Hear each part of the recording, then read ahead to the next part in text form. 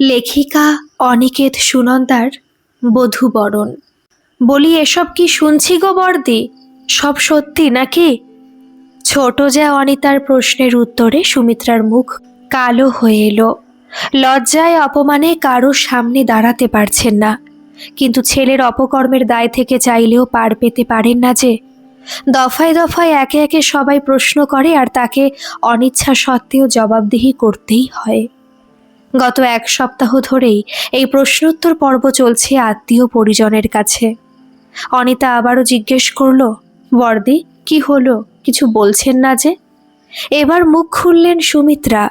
সবই আমার কপাল বোন, যা শুনেছি তাই। হতভাগার কথা বলতে আমার মাথা কাটা যায়। অনিতা গম্ভীর হয়ে সান্ত্বনা দিয়ে বলল, যা হয়ে গেছে তা তো আর বদলানো যাবে না। আপনি এ নিয়ে আর ভেবে কি করবেন? খামোখা শরীর খারাপ করবে। আমার মরণ হলেই বাঁচি অনিতা। ঠাকুর তবুও প্রাণে মারেন না, বাঁচিয়ে রেখেছেন এই বাড়ির মান সম্মান সব শেষ হতে দেখার জন্য। বলতে বলতে সুমিত্রার দু চোখ বেয়ে জল নেমে আসে। অনিতা সুমিত্রার ছোট যা, বছর 50-এর কাছাকাছি, পাশাপাশি বাড়ি, পাড়ায় কানাঘুষো শুনছে বেশ কিছুদিন ধরেই। তেমন সাহস পাচ্ছিল না এতদিন কথাটা তোলার। আজ সকালেই ছাদের উপর সেই অপরিচিতা নববধূকে দেখে তবে সাহস পেল। এমনিতে দুবাড়ির দু বারান্দায় দুই জায়ে কথাবার্তা হয়, কিন্তু এইসব গোপন কথা জোরে জোরে বলা শোভনীয় নয় বলেই আজ দুপুরের ঘুম বাদ দিয়ে সুমিত্রার কাছে এসেছে অনিতা। সাধারণত বাঙালি ঘরের দুজন পৌরা একসাথে হলেই কেচ্ছা কীর্তন করে বেড়ায় বলে যারা ভাবেন, তাদের মতের সাথে সুমিত্রা আর অনিতার মিল খুব কম। একে অপরের মনের সুখ দুঃখ ভাগের সঙ্গিনী তারা। কিন্তু গত দুদিন ধরে অনিতার সাথে কথা না হওয়ায় সুমিত্রার মনেও একটা সন্দেহ দানা বেঁধে উঠেছিল। হয়তোবা অনিতাও অন্যদের মতো এই ঘটনাটা জানতে পেরে সমালোচনায় মুখর হয়েছে। মনের কথাটি বলেই ফেললেন, আমি তো ভেবেছিলাম ভাই তুমিও অন্যদের মতো মুখ ফিরিয়ে নিয়েছো, নয়তো এক সপ্তাহ পার হয়ে এলো, জানতে চাইলে না। অনিতা সস্নেহে বলল, ছি বর্দি, ওরকম ভাবতে নেই। আসলে আমি 3-4 দিন আগেই শুনেছি, কিন্তু বিশ্বাস করতে পারিনি, তাই এ নিয়ে আপনাকে জিজ্ঞেস করিনি। আজ সকালে ছাদে ওকে দেখতে পেলুম, তাই। আবার চোখ ছাপিয়ে জল এলো সুমিত্রার। মনের কষ্টগুলো যেন অনিতার সামনে বলতে পেলে তিনি শান্তি পাবেন। এত পড়াশোনা করিয়ে ছেলের আমার এমন অধঃপতন। অনিকের তুলনায় শ্রমিক পড়াশুনোর ভালো বলেই তার বাবা অবধি তার ইচ্ছে মতো পড়ালেখা করতে দিয়েছেন। ব্যবসায় ঝোঁক নেই বলেই কখনো তাকে কেউ জোর করেনি। সে ছাত্র পড়াতে চায়, তাই পয়সার চাকরি নিল, এতেও আমরা অমত করিনি। কিন্তু সে শিক্ষিত ছেলে যে কি করে এমন অলক্ষণে কাজ করে বসলো, বলেই আঁচলে চোখের জল মুছলেন সুমিত্রা। বিনা মেঘে বজ্রপাতের মতোই শ্রমিক অনিন্দিতাকে বিয়ে করে ঘরে আনলো হঠাৎই। বাড়ির সবচেয়ে ছোট ছেলে, সবচেয়ে বেশি আদরের, আর কত স্বপ্ন দেখেছিলেন সুমিত্রা শ্রমিকের বিয়ে করাবেন ঘটা করে। আর সেই কিনা সুমিত্রার 2 ছেলে, বড় অনেক ব্যবসায়ী, প্রচুর টাকার মালিক। বাবা টাকা সম্পত্তির সদুপযোগে তা 3 গুণ করেছে এখন। ছোট শ্রমিকের দাদার মতো টাকা পয়সা নিয়ে এত মাথা ব্যথা নেই কোনো কালেই। আপন ভোলা উদাসীন ছেলেটার হঠাৎ কি যে ভীমরতি ধরল, একদম কাউকে না জানিয়ে রেজিস্ট্রি ম্যারেজ, তাও এক বিধবার সাথে। এই নিয়েই সেনবাড়ির শান্তি যেন উড়ে গেছিল। অনিতা বলল, তা ওর নাম কি? কে জানে। আমার কথা বলতেও ঘৃণা হয় অনিতা। এত বড় সর্বনাশ যে করেছে তার নামধাম জেনে কি করব আমি? রাগে দুঃখে কাঁপতে থাকে সুমিত্রার ঠোঁটগুলো। অনিতা সান্ত্বনা দিয়ে বললেন, কি আর করবেন বর্দি, বিয়ে করে এনেছে যখন, তখন হাসি মুখে মেনে নেওয়া ছাড়া আর উপায় কি? ছেলে মানুষ বলেই তো ভুল করেছে, বড় হয়ে সেটা মাপ করে দেওয়াই উচিত। মাপ করে দেব কি বলছো তুমি? আমার বংশ মর্যাদা বিসর্জন দিয়ে এই গর্হিত অপরাধকে মাপ করে দেব? আর কি করা, বড় যে, বড় হলে কত কিছুই সহ্য করতে হয়। তুমি আমার দুঃখের সময় এভাবে ঠাট্টা করো না। আমার বড় কষ্ট হয় ভাবতেই, শ্রমিক কি করে পারলো। একবার এ বাড়ির মান সম্মান ঐতিহ্যের কথা মনে পড়লো না তার? ঠাট্টা করছি না বর্দি, সময় বদলেছে, এখন ওসব হয়। তাও ভালো বিয়ে করে এনেছে। এখন তো শুনেছি ছেলেমেয়েরা বিয়ে টিয়ের ধার ধারে না, একসাথে থাকে। শ্রমিক তো তবুও বিয়ে করে এনেছে বর্দি। সুমিত্রা মাথায় হাত দিয়ে বললেন, আরো কত কি শুনবো, কলিযুগ আর কাকে বলে। এমন সময় পিঁড়িতে পায়ের শব্দ শুনে উচ্চকিত হলেন দুজন। পদশব্দ উপরের ঘর থেকে এদিকেই আসছিল। ঘরে ঢুকলো শ্রমিক, আর দরজার বাইরে দেওয়াল ঘেঁষে আরেকটি প্রাণী, অনিন্দিতা। অনিতাকে দেখা মাত্রই প্রণাম করলো শ্রমিক। অনিতা বলে উঠলেন, থাক থাক বাবা, হঠাৎ এভাবে প্রণাম কেন করছিস সমু? শ্রমিক লজ্জিত হয়ে বলল, সবই তো শুনেছ, আশীর্বাদ তো নেওয়া হয়নি। কথাটা তীব্রতা বোধহয় সুমিত্রার বোধশক্তি লোপ করে দিল। হঠাৎই রেগে উঠলেন সুমিত্রা, যে মহান কাজ করেছ, বাপদাদার নাক কেটে এখন আশীর্বাদ নেওয়া হচ্ছে। শ্রমিক সবসময়ের মতোই শান্ত হয়েই বলল, কেন মিছিমিছি কষ্ট পাচ্ছ মা? আমি তো কোনো অন্যায় করিনি। আমি অনিন্দিতাকে বিয়ে করেছি। আইনত সে আমার স্ত্রী, এ বাড়ির ছোট বউ। তোর স্ত্রী হলেও আমার বাড়ির বউ হবে না কখনোই। ভালো করে শুনে রাখ সমু। দৃঢ় কণ্ঠে ঘোষণা করেই ঘর থেকে বেরিয়ে ঠাকুর ঘরের দিকে চলে গেলেন সুমিত্রা। দেওয়ালের আষ্ঠে পৃষ্ঠে লেপ্টে থাকা অনিন্দিতার দিকে দৃকপাতও করলেন না। অনিতাও বেশ অপ্রস্তুত হয়েই বললেন, আসলে বর্দি, এভাবে হুট করে বিয়ে করে ফেলাটাকে মেনে নিতে পারছেন না। সময় দাও, সব ঠিক হয়ে যাবে বাবা। শ্রমিক নীরবে দেখছিল সব। এরপর একটু ধাতস্থ হয়েই ডাকলো, অনিন্দিতা এদিকে এসো। কোথায়? এসো। এবার ধীরে ধীরে পর্দা সরিয়ে ঘরের ভেতর ঢুকলো অনিন্দিতা। অনিতা দেখলেন অনিন্দিতার দিকে। খুব ফর্সা না হলেও বেশ উজ্জ্বল শ্যামবর্ণা, ছিপছিপে শরীর আর মুখটায় এক অদ্ভুত মায়া আছে। একবার দেখলেই ভালো লেগে যাওয়ার মতো মুখখানা। বাড়ির অপরূপা বড় বউয়ের তুলনায় সাদা সিধে আর সাদামাটা গোছের অনিন্দিতার দিকে তাকিয়েই অনিতা মুগ্ধ হয়ে গেলেন। অনিন্দিতাও ঘরে ঢোকা মাত্র কাকিমার পায়ে প্রণাম করলো। অনিতা দুহাতে তার মুখটা মুলে বললেন, ভারী মিষ্টি দেখতে। তা তোমার বাড়িতে কে কে আছেন? কেউ নেই। বলতে বলতে কথা ভার হয়ে এলো তার। অনিতা অবাক চোখে তাকালেন শ্রমিকের দিকে। শ্রমিক বলল, অনুর মা ছোটবেলাতেই মারা গেছেন, আর বাবা গত হয়েছেন প্রায় 6 মাস। ভাই বোন নেই, তাই। আহারে, মুখ দিয়ে অজান্তেই বের হয়ে গেল অনিতার। এরপর অল্প সময় সেখানে থেকে বাড়ির দিকে রওনা হলেন। মনে মনে অনিন্দিতার চেহারাটা ভেসে উঠছিল বারবার। বয়স 25 কি 26 হবে হয়তো, অথচ এই বয়সেই সব হারালো। মা, বাবা, এমনকি যার সাথে বিয়ে হয়েছিল তাকেও। অভাগী আর কাকে বলে। সুমিত্রার বড় ছেলে অনিকের বউ রত্না ধনী ঘরের দুলালি। ছেলে হিসেবে অনিক সোনার মানুষ, স্ত্রীকে যথেষ্ট ভালোবাসে। আর সেজন্যই বিয়ের 7 বছর কেটে যাওয়ার পরও সন্তানাদি না হওয়ায় এ নিয়ে রত্নার সাথে কোনো মতবিরোধ হয়নি। সুমিত্রাও ঈশ্বরের উপর ভালো মন্দের ভার ছেড়ে দিয়ে বেশ ভালোই ছিলেন। এখনও দেরি হয়নি। কী বা বয়স রত্নার, ভগবান মুখ তুলে চাইবেন এই আশায় দিন গুনে যাচ্ছিলেন। আর শ্রমিকের বিয়ে করাবেন, তার সন্তান এই বংশের নাম রাখবে, সেই আশা তো ছিলই। মোটের উপর সুখের আবহে জীবন চলছিল সেনবাড়িতে। আজীবন বড় হিসেবে বংশগৌরবকে যথেষ্ট বজায় রেখেছেন। শুধু এ বাড়িতেই নয়, বাবার বাড়িতেও তার কথাই ছিল শেষ কথা। সামাজিক নিয়ম আচার রীতিনীতির কঠোরভাবে পালন করে এসেছেন। তার এই রক্ষণশীল মনোভাব অনেকেই পছন্দ না করলেও আজ অবধি তার মতের বাইরে যায়নি কেউ কখনো। কিন্তু বিধাতা বিরূপ। হঠাৎই বলা নেই কওয়া নেই, শ্রমিক হুট করেই এই কাণ্ড করে বসল। সুখের নীড়ে নেমে এলো দুশ্চিন্তার কালো ছায়া।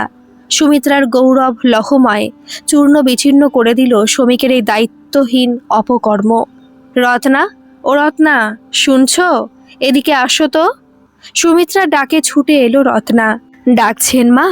হাত মুছতে মুছতে জানতে চায় রত্না। বলছি, ওই মেয়েকে রান্নাঘরে ঢুকতে দিচ্ছ নাকি?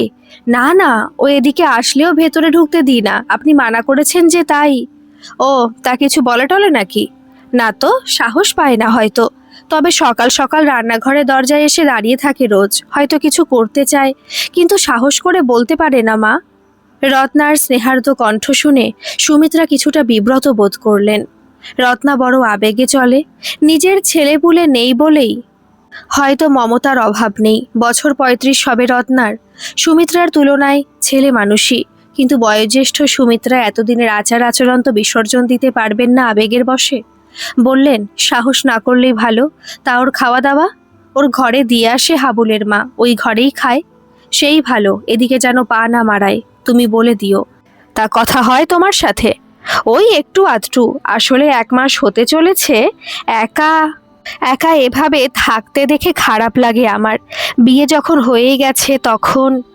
রত্নার কথা মাঝপথেই থেমে গেল শাশুড়ির চোখের দিকে তাকিয়ে। বিয়ে? তুমি কি ভাবো কাগজে সই করাকে বিয়ে বলে? এখন তো এটাই নিয়ম। বৈদিক মতে বিয়ে হলেও এখন কাগজে সই সাবুত করতে হয়। মা, আমি বলি কি, অনুকে আপনি মেনে নিয়ে ওদের ক্ষমা করে দিন। চুপ করো, আজকে বলেছো আর বলো না কখনো। সমু যা করেছে তার ক্ষমা নেই, আর ওই মেয়েকে মেনে নেবার তো প্রশ্নই ওঠে না।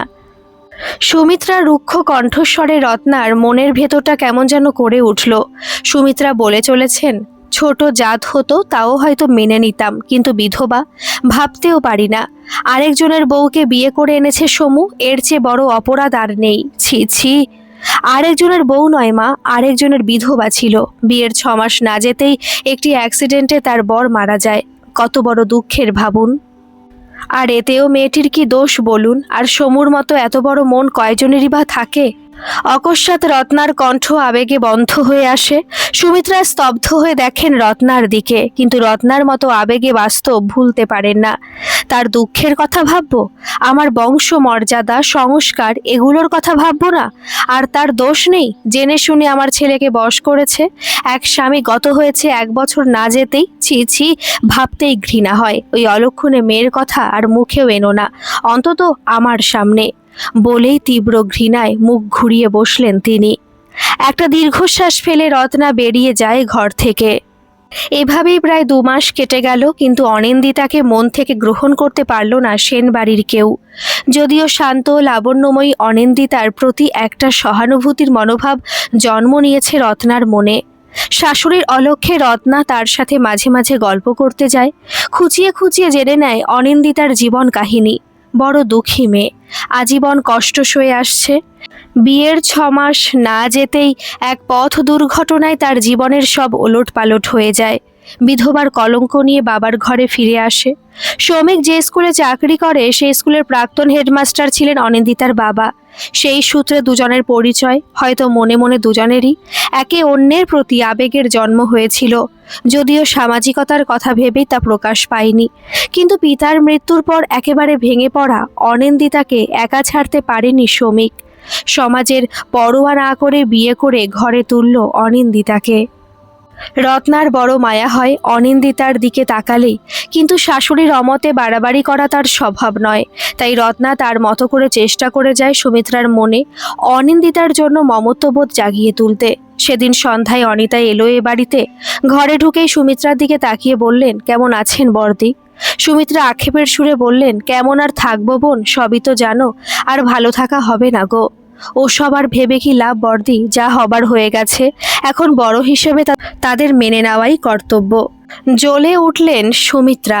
বেশ বুঝতে পারছিলেন সবাই কেমন যেন ওই মেয়েটার প্রতি সহানুভূতিশীল, অথচ সুমিত্রার এত বড় দুঃখ যেন তার তুলনায় কিছুই নয়। তুমিও বলছো অনিতা, আমাকে এত বড় দুঃখ যে দিল তাকে মেনে নিতে হবে? বড় হয়ে ক্ষমা করে দেওয়ার মতো আনন্দের আর কিছু নেই বর্দি, আপনিই তো শিখিয়েছেন। সুমিত্রা থমকে গেলেন খানিকক্ষণের জন্য। এ তো তার কথাই, অথচ তিনি নিজেই কেন তার কথায় অটল থাকতে পারছেন না। অনিতা রত্নার দিকে তাকিয়ে বললেন, রত্না, ছোট বৌমা কোথায়? রত্না থতমত খেয়ে বলল, তার ঘরে। এ ঘরে খুব একটা আসে না। ওমা, সে কি কথা! এক পরিবারের সবাই একসাথেই থাকবে, সে তার ঘরে আলাদা থাকে বুঝি? এটা তো ভালো নয়। বলে আর চোখে একবার সুমিত্রার দিকে দেখলেন। রত্না কি উত্তর দেবে ভাবছিল, তখনই সুমিত্রা বলে উঠলেন, আমি মানা করেছি এ ঘরে আসতে। কেন বর্দি? আপনি সারা জীবন বলেছেন মানুষ পরিচয়ের বড় আর কোনো পরিচয় নেই, আর আপনি। সত্যি বিভিন্ন শাস্ত্রপাঠের অভ্যস্ত সুমিত্রা সবসময় ন্যায় আর ধর্মের কথাই বলে এসেছেন। সংসারের যে কোনো সমস্যা তার কাছে ঈশ্বরের পরীক্ষা নেওয়া, আর আজ তিনি তা বুঝতে নারাজ। অনিতা রত্নাকে আবারও বললেন, যাও রত্না, একসাথে চা খাবো, ছোট বৌমাকেও ডেকে আনো। কি বলেন বর্দি, ডেকে আনতে পাঠাই? সুমিত্রা অগত্যা বাধ্য হয়ে সম্মতি জানালেন। মুখে কিছু বললেন না, তবে মানা করলেন না। রত্না বহুদিন পর খুশি খুশি মনে অনিন্দিতাকে ডাকতে গেল। শ্রমিক ঘরেই ছিল, লেখার টেবিলে ব্যস্ত, আর অনিন্দিতা টিভি ভলিউমে কমিয়ে কি দেখছিল সেই জানে। রত্নাকে দেখে ব্যস্ত হয়ে উঠে দাঁড়ায় অনিন্দিতা। রত্না হাসি মুখে বলে, বসার ঘরে চলো, ও বাড়ির কাকিমা এসেছেন, চা খাবো সবাই মিলে, চলো। অনিন্দিতা যেতে অনিচ্ছা প্রকাশ করলেও শমিকের একান্ত ইচ্ছেতেই শেষ অবধি যেতে হলো তাকে। ভয়ে ভয়ে বসবার ঘরে গিয়ে এক কোণে দাঁড়ালো সে। ঘরে সোফায় সুমিত্রা আর অনিতা। সুমিত্রা দেখা মাত্রই ঘুরে বসলেন, কিন্তু অনিতা হাসি মুখে ডেকে বললেন, এই তো, কোথায় ছিলে গো, এসে অবধি খোঁজ করছি। অনিন্দিতা খুব মৃদু স্বরে বলে, ঘরে ছিলাম। বুঝেছি, কিন্তু সব সময় ঘরে বসে থাকলে হয়? বুড়ো শাশুড়ির কাছেও বসতে হয় বৌমা, মন ভালো লাগবে তারও, তোমারও। অনিন্দিতার বুকটা কেমন করে উঠল, সেও তো তাই চায়, কিন্তু তার জীবনের সেই কালো অধ্যায়টা কখনোই তার পিছু ছাড়ে না। আর তাই সুমিত্রার এত ঘৃণা তার প্রতি। সে চুপ করে থাকলো, হয়তোবা সুমিত্রার কানে তার শব্দটাও বিশ্বের মতো লাগবে, তাই। ততক্ষণে শমিকও এসে গেছে। লজ্জাবনত অনিন্দিতার দুচোখ বারবার ঝাপসা হয়ে আসছিল। এ বাড়িতে আসার 2 মাস বাদে এ ঘরে বসে সে সবার সাথে চা খাচ্ছে। খাওয়ার চেয়ে আনন্দটাই ছিল বেশি। সময় তাকে কম কষ্ট দেয়নি, কিন্তু শমিকের মহত্ব, ভালোবাসা তাকে সমস্ত না পাওয়ার বেদনা দূর করে দিয়েছিল। অথচ সেই ব্যক্তি নিজের মায়ের কাছে অবাঞ্ছিতের মতোই। তবুও শমিকের মনে এ নিয়ে কষ্ট নেই। সবসময় বলে, আমার মা খুব ভালো মনের মানুষ, তিনি আমাদের ক্ষমা করে দেবেন। দেখো, অনিন্দিতার একটাই দুঃখ, মা ছেলের দূরত্ব আজ তার কারণেই। একটা অপরাধ বোধে ভুগতে থাকে সে। আজকেও দেখতে পেল সুমিত্রা ছেলের বা তার সাথে কথা বলেননি, শুধু অনিতার কথার সাথে প্রয়োজনে হু হা করছিলেন মাত্র। যাই হোক, এই ঘটনাটায় দেখা গেল এরপর মাঝে মাঝে অনিন্দিতা এ ঘরে ঢোকে, কখনো বা ঘর ঝাড় দিতে, কখনো বিছানার চাদর বদলে দিতে। যদিও হাবুলের মাই সব কাজ করে, তবুও সুমিত্রার কাজগুলো স্বেচ্ছায় করতে চায় অনিন্দিতা। রত্না অনিন্দিতার মনের ভাব বুঝেই বাধা দেয় না। সুমিত্রা চরম বিরক্ত হলেও মায়ের মন একদিন না একদিন ঠিক গলবে, এই আশায় রত্নাই শাশুড়ির টুকটাক কাজের ভার অনিন্দিতার হাতে তুলে দেয়। সুমিত্রা বিরক্ত হলেও লক্ষ্য করেন বেশ পরিপাটি কাজ অনিন্দিতার, তাছাড়া বেশ শিক্ষিতা, তাও শুনেছিলেন। এই তো সেদিন সুমিত্রা বাড়ি ট্যাক্সের কাগজটা তুলে রাখতে ভুলে গেছিলেন, মাটিতে গড়াগড়ি খাচ্ছিল। ঘর ঝাড় দিতে এসে অনিন্দিতা কাগজখানা জপমালা নিয়ে ব্যস্ত সুমিত্রার সামনে রেখে বলেছিল, জরুরি কাগজ মা, এখানে রেখে গেলাম। সুমিত্রার গা রিরি করে ওঠে ওই মেয়েটার মুখে মা ডাক শুনলে, কিন্তু মানা করতে গেলেও কথা বলতে হয়, তাই তাকে সরাসরি মানা করতে গেলেন না। এভাবেই চলছিল স্বাধিকার অর্জনের লড়াই। তবে এখানে অনিন্দিতা একা নয়, তার সাথে আছে রত্না, আর পরোক্ষে ছিলেন অনিতা। আরেকজনও এ বাড়িতে ভগবানের দূত হয়েই এসেছিল কয়েকদিন বাদেই। চারিদিকে প্রতি বছরের মতোই দুর্গাপুজোর তোড়জোড় শুরু হয়েছে। দিন 10 বাদেই ষষ্ঠী, মায়ের পুজোর শুভারম্ভ। সেন বাড়িতেও দুর্গাপুজোয় বছরে একবার সবাই একসাথে মিলিত হয়। বেশ আনন্দের সাথে এই কটা দিনের অপেক্ষা করেন সুমিত্রা, কিন্তু এবছর এক আতঙ্ক গ্রাস করছে তাকে। সবাই আসবে মানেই 100 মুখের 100 কথা। এ যাবৎ সবাইকে উপদেশ দিয়ে এসেছেন, এবার অন্যদের নানা উপদেশ মাথা পেতে শুনতে হবে, এই ভেবে ভেবে সারা রাত বিনিদ্র কাটাচ্ছেন। কাউকে যে বলবেন সে উপায়ও নেই। অনিতাও ওই মেয়ের পক্ষে কথা বলে, রত্নাও তাই। তার মনের যন্ত্রণা কেউ বোঝে না। এবছর পুজোর কথা বলতেই অনিককে নিষেধ করে দিলেন, এবার পুজো হবে না। মায়ের পুজোর সমস্ত খরচ মন্দিরে দিয়ে আয় অনিক। মায়ের মুখের ওপর কখনো কিছু বলে না অনিক, শমিক, কেউই, কারণ মা বলে দিয়েছেন, মানে সে আর হবার নয়। হয়তো এ কারণেই শমিক না জানিয়েই। যাই হোক, ষষ্ঠীর দিন খুব সকালেই এলো সুমিত্রার বোন অপর্ণা। অন্য শহরে তার বাড়ি, সুতরাং ওই দুর্গাপুজো উপলক্ষেই দেখা হয়। এত সব ঘটনা সে কিছুই জানতো না, তাই নিমন্ত্রণ না পেলেও প্রতি বছরের মতোই নির্দ্বিধায় চলে এসেছে দিন 7 ছুটি নিয়ে। অপর্ণা চাকরি করে, 40-42-এর কাছাকাছি বয়স, শিক্ষিতা, আধুনিকা আর স্পষ্টবাদী। অন্যদিকে সুমিত্রা রক্ষণশীলতায় বিশ্বাসী। অনেক সময় সুমিত্রার সাথে তার মতে মিল হয় না, মন কষাকষি হলেও বোন বলে কথা। বছর না ঘুরতেই আসার জন্য মন উতলা হয়ে ওঠে তার।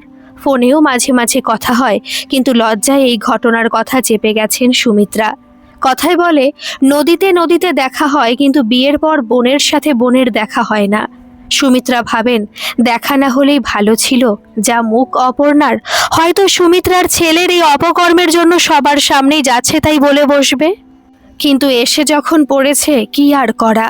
বিকেলে খাওয়া দাওয়ার পাট চুকে গেলে দু বোন একসাথে কথা বলতে বসলেন। সমস্ত ঘটনা সবিস্তারে বলে সুমিত্রার চোখের জল মুছলেন। স্তব্ধ অপর্ণা সুমিত্রার দিকে তাকিয়ে ভাবেন, এই সুমিত্রাই অসবর্ণ বিয়েতে প্রবল আপত্তি জানিয়ে অপর্ণার ভালোবাসাকে পরিণতির দিকে যেতে দেয়নি। বাড়ির বড় মেয়ের কথার মর্যাদা রেখেই সবর্ণে বিয়ে দেওয়া হয়েছিল, কিন্তু সেই সুখও বছর তিনেকের বেশি স্থায়ী হলো না। সব শুনে কিছুক্ষণ নীরবতার পর অপর্ণা জিজ্ঞেস করলো, এত কিছু হয়ে গেল, আমাকে তো বলনি দিদি। কি বলবো, এও কি বলার কথা? আর তুই নিজেই কত সমস্যায় থাকিস, অফিস বাড়ির নানা ঝামেলা, এর উপর এসব বলে আরো দুশ্চিন্তা বাড়াই আর কি। অপর্ণা তীক্ষ্ণ হাসিতে বলে ওঠেন, আমার কথা এত ভাবো কবে থেকে দিদি? সুমিত্রা জানেন অপর্ণা এবার যা বলবে তা শ্রুতি মধুর হবে না, তবুও উত্তর না দিয়ে পারলেন না, বললেন, আমি ভাবি না তোর কথা, শত হলেও মায়ের পেটের বোন। তা অবশ্য ঠিক বলেছ, মায়ের পেটের বোন বলেই তো। তা নতুন বৌমাটিকে ডাকো না, দেখি কেমন মেয়ে যে তোমার অমন শিক্ষিত ছেলে মুগ্ধ হয়ে গেল। কথার সুরে তীব্র বিদ্রূপ বুঝতে পারলেন সুমিত্রা। বললেন, সে দেখে আর কি করবি, নিয়ে যখন এসেছে ফেলতে তো পারি না, আর অন্যের বিধবাকে বউ করে ঘরে তুলতেও পারি নে। সুমিত্রা অসহায়ের মতো বলে ওঠেন। অপর্ণা নাছোড়বান্দা রত্নাকে ডেকে বলল, রত্না, নতুন বউকে আসতে বলো, একটু কথা বলি, ডাকো। অনিন্দিতাকে দেখে অকারণ মুগ্ধতায় ভরে গেল অপর্ণার অন্তঃকরণ। তার মধ্যে কি যেন একটা ছিল অতি পরিচিত। সস্নেহে কাছে বসিয়ে বলল অপর্ণা, পড়াশোনা কতদূর করেছ? বিএ অনার্স করেছি, এরপর আর পড়া হয়ে ওঠেনি। সে কি, কেন? প্রশ্নটা হয়তো ঠিক হলো না তার। অনিন্দিতাকে দেখে বুঝতে পারল অপর্ণা, তাই অবস্থা বুঝেই কথার মোড় ঘুরিয়ে বললেন, এখনো পড়তে পারো, আমি শ্রমিককে বলবো না হয় মাস্টার্সটা করেই নাও। কি ইচ্ছে আছে তো? অনিন্দিতার শাশুড়ির মুখ দেখে বুঝতে পারে তার বিরক্তি, তাই এ প্রসঙ্গে কিছু বলে না। সুমিত্রা মনে মনে বিরক্ত হলেন বোনের কথাবার্তা শুনে। এমনিতেই মুখ দেখানো দায়, এর উপর পড়তে বাইরে বেরোলে পাড়ায় সমালোচনার ঝড় বইবে। এদিকে অনিন্দিতার সামনে বোনকে কিছু বলার সাহস হলো না তার। কি থেকে আবার কি বলে বসবে, বলা তো যায় না, তাই চুপ থাকাই সঙ্গত। অনিন্দিতার সাথে কিছু কথাবার্তার পরে অপর্ণা বলল, ভারী মিষ্টি মেয়ে, কি বলো দিদি, ঠিক না? সুমিত্রা উত্তর দিলেন না। অনিন্দিতা চুপচাপ চলে যেতেই অপর্ণা বলে উঠল, ওরকম গাল ফুলিয়ে রেখেছো কেন? ওর সাথে কথা বলো না বুঝি? তুই বুঝতে পারছিস না, এত সব কাণ্ডের পরে ওই মেয়ের সাথে কথা বলবো আমি? শ্রমিকের সাথেও কথা বলো না? এবার একটু আমতা আমতা করে বললেন সুমিত্রা, ওই বিশেষ দরকার হলে, পেটের ছেলে ফেলতে পারি না বলেই তো জ্বালা আমার। ও আচ্ছা, পেটের ছেলে বলে কথা বলো, আর অন্যের মেয়ে বলেই যত দোষ নন্দ ঘোষ। বলেই হেসে ওঠে অপর্ণা। সুমিত্রা জানেন এই বোনটাকে, এই সুযোগে কথা শোনাবার একটু সুযোগও হাতছাড়া করার পাত্রী নয়। পুজো বুঝি তাই হলো না দিদি? অপর্ণা জানতে চাইলে বললেন, তুই এসবের পরেও পুজো করব ভেবেছিস? লোকজন আসবে, নানান কথা বলবে, মুখ দেখাতে পারবো? তোমার ওই হতছাড়া ছেলের কথাই তো বলতো, তাতে কি এমন আসতো যেত? আর বাড়ি তোমার, তোমার বাড়ি এসে কথা শোনাতে পারে এমন সাহস আছে কার? এবার সুমিত্রা বলে ওঠেন, সাহস কার কম? এই তো তুই যেমন শোনাচ্ছিস তেমনি সবাই কথা শোনাতো। তীব্র ঝাঁজের সাথে বলেই ফেললেন কথাটা। অপর্ণা গম্ভীর হয়েই বলল, আমি কবে কথা শোনালাম দিদি? স্পষ্ট কথা বলি তাই এমন ভাবো তুমি, তোমার ভুল ধারণা। এসে ওই মেয়ের কথা শোনা অবধি তোর এত উৎসাহ কেন আমি বুঝি না। বাগে পেয়েছো সবাই, শোনাও, কথা শোনাও। আমারও কপাল দোষে শুনে যেতে হবে, কি আর করব। বলতে বলতেই চোখে জল এলো আবার। অপর্ণা বলল, ভুল ভাবছো দিদি, কথা শোনাবার অধিকার আমার নেই, কারোরই নেই। শ্রমিক শিক্ষিত, বুদ্ধিমান, যা করেছে বুঝেই করেছে। আর এ নিয়ে কথা শোনাবার অধিকার আমার যেমন নেই, তোমারও নেই।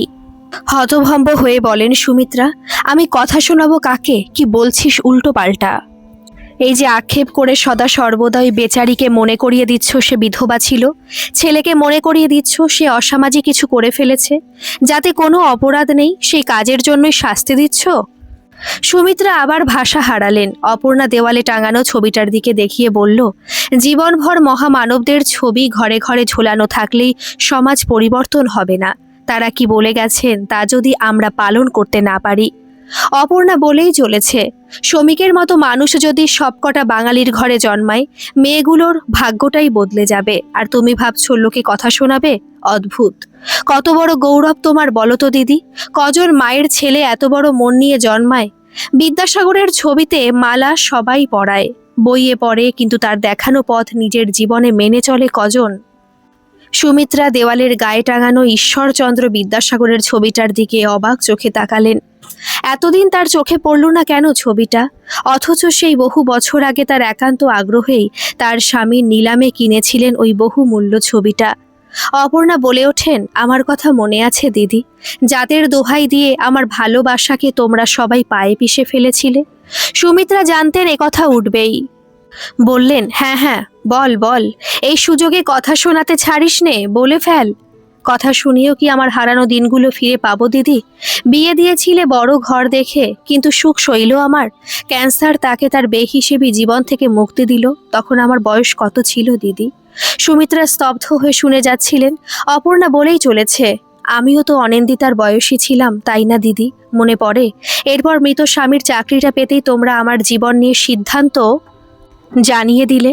বৃদ্ধ শাশুড়ির সেবা, দুধের বাচ্চাটার যত্ন, দেবর ননদের পড়াশোনা, বিয়ে দেওয়া, সবকিছুর ভার আমার মাথায় চাপিয়ে চলে এসেছিলে দিদি।